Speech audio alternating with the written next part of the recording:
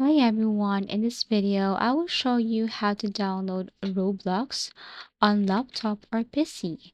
So there are two ways on how to do that. First, you have to go to your Microsoft Store. You can go to your Start menu and then look for Microsoft Store. Here on the Microsoft Store, you have to look for Roblox. So go to the search bar or search icon and then type Roblox. Now here what you're going to do is you have to select the very first one here, and then after that you have to tap on the get button or install button.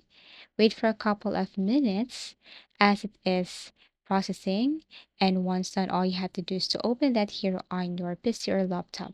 Another way is you have to go to any web browser and then type download Roblox for PC or download Roblox, press enter and then wait for a couple of seconds. Now you have to click this one, download Roblox, tap this. Wait for a couple of seconds again, and it will take you to their main page. All you have to do is to download the Roblox. Go to the download folder, and then what you're going to do here is you have to run this as administrator. So right click, now run as administrator. Wait for a couple of seconds again, and you should see the Roblox starting to install, or it's now installing on your PC or laptop. Once done, it will just pop up like this, and you can now start playing Roblox.